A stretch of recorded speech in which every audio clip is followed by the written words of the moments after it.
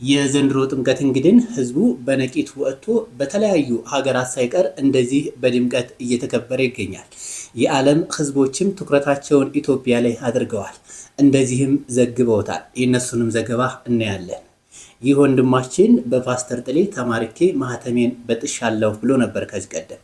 በአሁኑ ሰዓት ታዲያ ኦርቶዶክሳውያንን ይቅርታ ጠይቆ ማስተባበያ ሰጥቷል። እነዚህንና የመሳሰሉትን ቪዲዮዎች እየቀርብ ያለው። ሰላም ውድ ኦርቶዶክሳውያን፣ እንኳን ለበዓለ ጥምቀቱ አደረሳችሁ አደረሰን።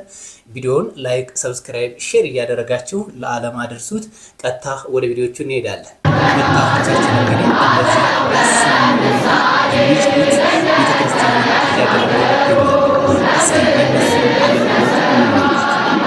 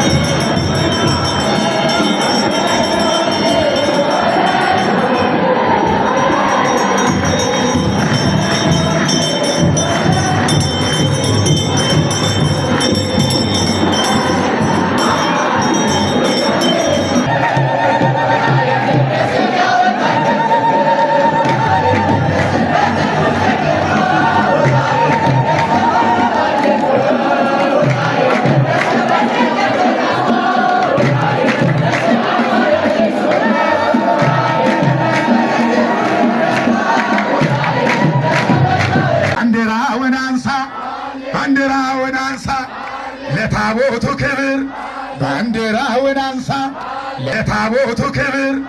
ሰይጣን ያፈረበት ሰይጣን ያፈረበት እኛ ከበርንበት አለ እኛ ከበርንበት። በልሃሌ በልሃሌ የእርዳታው ዘይት የማያጠግበን የእርዳታው ጋቢ የማያሞቀን የተዋሕዶ ልጆች የተዋሕዶ ልጆች የዑራኤል ልጆች የደማስቆ ልጆች እኛ አንድ ነን። እምነት ነው። እኛ አንድ ነን። እኛ አንድ ነን። ዳዊት ደግማለሁ ሆኜ ገረገራ ዳዊት ደግማለሁ ሆኜ ገረገራ። አቤቱ ጊዮርጊስ ደማስቆን አደራ ደማስቆን አደራ ወጣቱን አደራ። እመቤቴ ወልዳ የጌታዬ እናት ድንግል ማርያም ወልዳ የጌታዬ እናት ምን ይዤ ሄዳለሁ የተጠራው ዕለት ነው የተጠራው ዕለት። እመቤቴ ማርያም የምለምንሽን ደማስቆ ወጣቶች ባርኪልኝ እባክሽን። በልሃሌ በልሃሌ በልሃሌ እንዴት በሁለት እግር ሁለት ዛፍ ይወጣል? እንዴት በሁለት እግር ሁለት ዛፍ ይወጣል? ከጨሌው ከጠንቋይ ከምናምንቴውም ተክልዬ ይበልጣል ጊዮርጊስ ይበልጣል ጊዮርጊስ። ወንድሞቻችንና እህቶቻችንን እናመሰግናለን። ቸር እግዚአብሔር በረከትን፣ ጤናን፣ እድሜን ይስጥልን እያላችሁ ሁላችሁም ኦርቶዶክሳውያን መርቋቸው። ኢትዮጵያ ኦርቶዶክስ ተዋሕዶ ቤተክርስቲያን እምነቷን እንደዚህ በአደባባይ አውጥታ የምታሳይበት አንዱ የጥምቀት በዓላችን ነው። ይህንም ተከትሎ ታዲያ የዓለም ሕዝብ ትኩረቱን ኢትዮጵያ ላይ አድርጓል። ክርስቶስን እንዴት እንደምናመልከው ለዓለም ሕዝብ እያሳየን እንገኛለን። ይህንን ትዕይንት እንግዲህ የዓለም ህዝቦች እየዘገቡትና እየተመለከቱት ይገኛሉ። ይህ ወንድማችንም እንደዚሁ ለዓለም ህዝብ አብዛኛው የዓለም ህዝብ በሚናገረው ቋንቋ እንደዚህ ዘግቦታል። የወንድማችንን ዜና እስኪ እንከታተለው።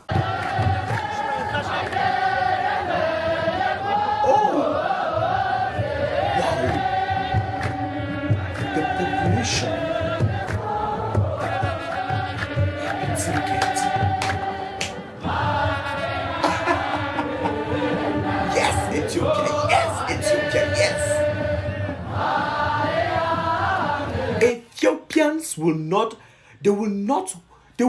misuse the opportunity of creating a whole festival when it has to deal with culture and religion. Ethiopians are one of the most religious people you will see walk down this continent, walk down this world. Did you know why?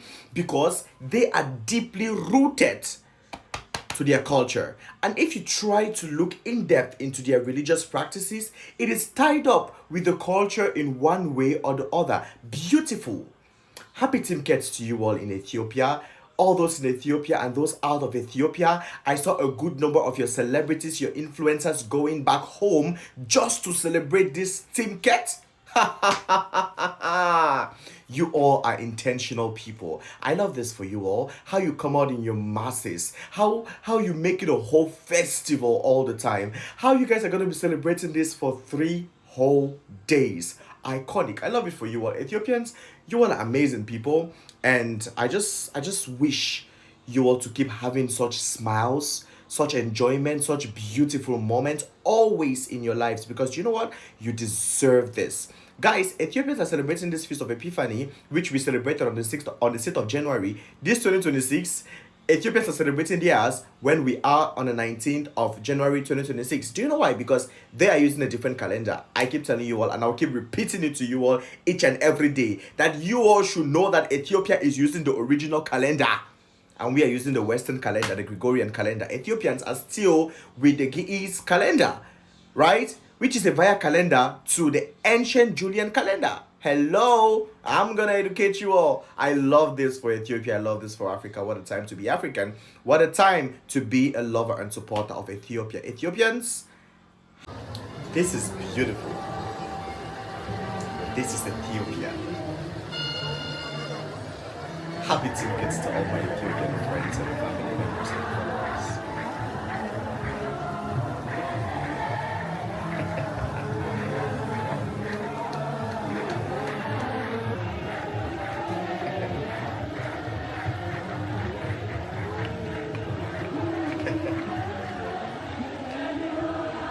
Happy tickets to all my Ethiopian friends, followers, family members. You all are more than family to me. You all already know that. I can see you all celebrating in joy, in happiness, and in excitement. What a time to be alive. What a time to be a lover and a supporter of Ethiopia. So guys, Ethiopians are celebrating the Feast of the Epiphany, which is normally celebrated 12 days after the birth of Jesus Christ. So the Feast of the Epiphany is the baptism of Jesus Christ that Ethiopians are celebrating. And given to the fact that Ethiopians know how to celebrate in faith, it is more or less a festival in Ethiopia. Like everywhere is shutting down. All influencers, celebrities, politicians have moved back home if they were out of Ethiopia because they value this day in Ethiopia. What a time to be alive. Now, this Feast of the Epiphany, we celebrated ours on the 6th of January 2026 in our calendar, the Gregorian calendar, but Ethiopians are celebrating theirs, on our 19th of January 2026. Do you know why? Because they use a different calendar from ours. I keep saying that over and over again. The ancient Julian calendar via the Ge'ez calendar. So Ethiopians are currently with the Ge'ez calendar, and this calendar is the original calendar of Ethiopia, the original calendar of the world. They were not colonized, and the rest of the world, we use the Gregorian calendar, which most of the times is attributed to the Western calendar or the modern day calendar. Ethiopians were never colonized. Congratulations to each and every one of you who saw this beautiful day. What a time to celebrate, as a Christian, as an Orthodox, as a human being. What a time to be alive. Enjoy your day, Ethiopians. It's 3 days of celebration. You all have 3 days to celebrate. Happy Timket, you all. Happy Feast of the Epiphany. ወንድማችንን እናመሰግናለን። ለዓለም ሕዝብ ነው ያደረሰልን። ይህ ወንድማችን በፓስተር ጥሊ ስብከት ተማርካለሁ ብሎ ማህተሙን አውልቆ ነበር። በአሁኑ ሰዓት ታዲያ ማህተሙን መልሶ አጥልቆ ለወንድማችን ለዲያቆን ዘማርያምም ምላሽ ሰጥቷል። የወንድማችንን መልእክት እንስማ። በዚህ አጋጣሚ መላውን የኦርቶዶክስ እምነት ተከታዮችም ይቅርታ ማለት ፈልጋለሁ። በሆነ አጋጣሚ በተፈጠሩ ደሞ አንዱ ፓስተር ጥሌ ምናምን ለውጦኝ ምናምን ክር በጠስኩ ደሞ ያለ ደሞ አንድ ሰው ደሞ አለ ያው በጥሌ በመጀመሪያ መምህር ዘማርያም ዘለቀን በጣም ማከብረው ነገሮችን ዝም ብሎ በመላምት ሳይሆን በጥልቀት ቤተክርስቲያኗን አስተምሮት የሃይማኖቱን እውቀት ሰረርቱ በደንብ የሚያስተምር የሚያገለግል በቤተክርስቲያኗ ላይም በሃይማኖቱ ላይም የሚነሱ መልሶችን በተገቢው መልኩ መልስ የሚሰጥ በጣም ስርዓት ያለው የተማረ ተምሮም የተማረውን ደግሞ ለሌሎች የሚያስተምር ወንድም ነውና መጀመሪያ በጣም አክባሪ ነኝ።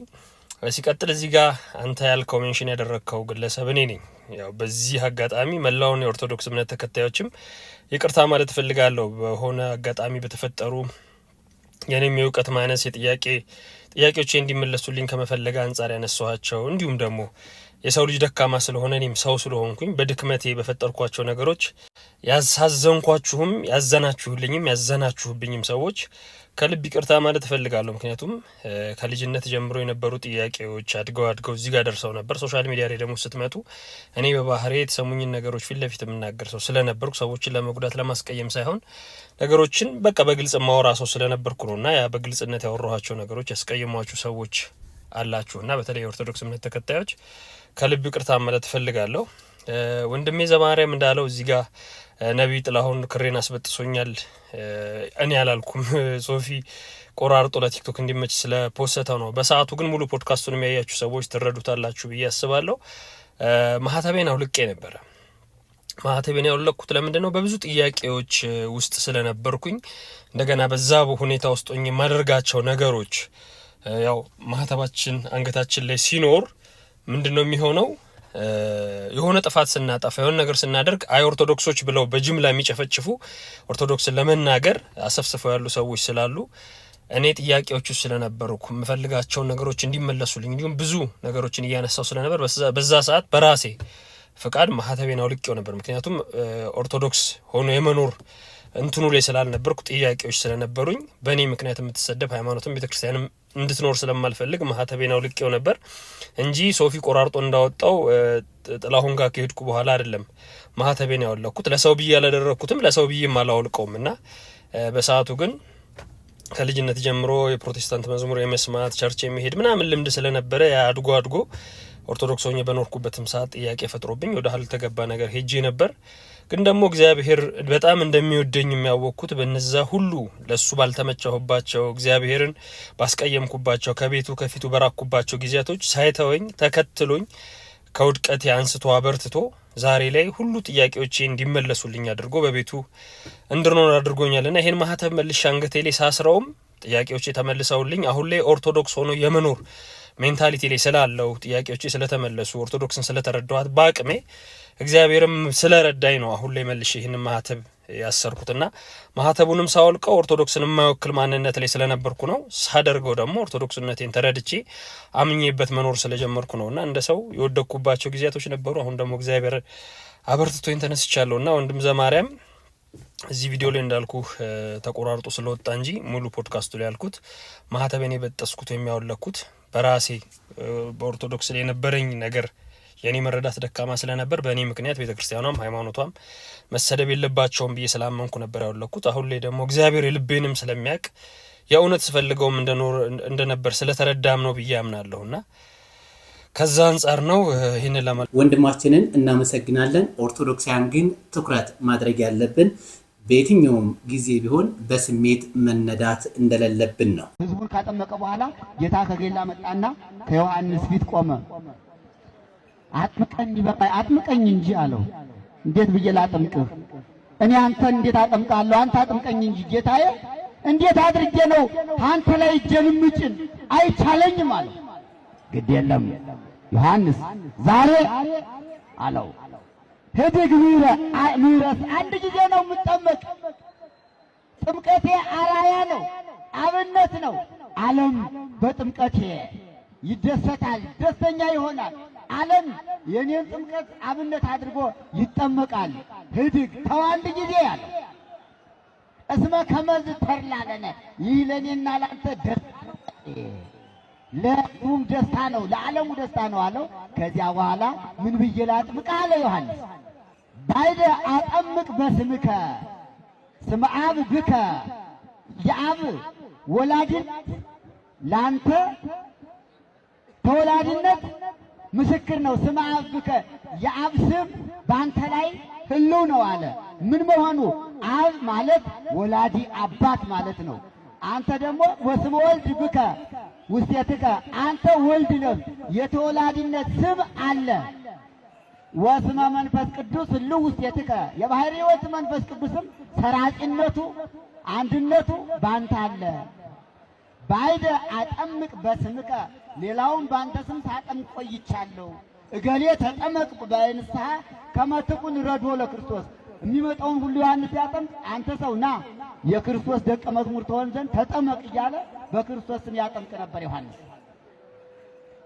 ማመን በበስመ መኑ አጠምቅ ኪያከ አንተን በማን ስም ላጥምቅህ አለው።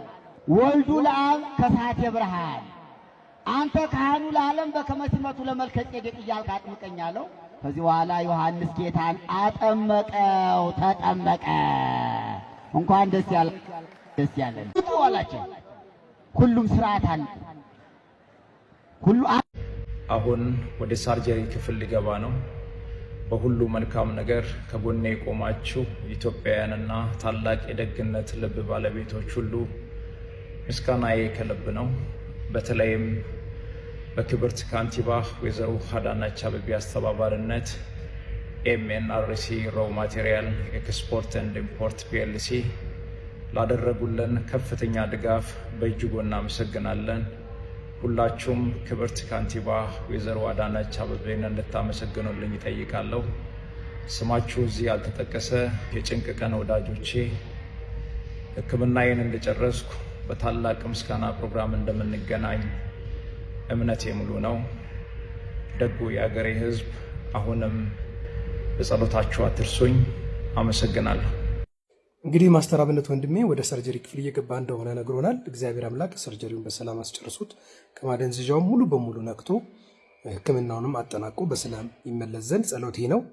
ሁላችሁም በጸሎት አግዙት። ሰርጀሪ ነው፣ ምንጊዜም ጸሎትን ይፈልጋል። ሕክምና ሙያ ብቻ ሳይሆን በፈጣሪም ሲታገዝ ጭምር ስለሆነ ማለት ነው ስኬታማ የሚሆነው። እንግዲህ ሰርጀሪውን ያቅልልልህ ማለት ፈልጋለሁ። ከሐኪሞቹም ጋር ከነርሶቹም ጋር ከአንስቴጂዮሎጂስቶቹ ከነርሶቹ ከሁሉም ጋር ሆኖ ሰርጀሪ በቀላሉ አልቆ ወደ ጤና የምትመለስበትን ጊዜ ያፋጥንልን ማለት ፈልጋለሁ። መልካም ጊዜ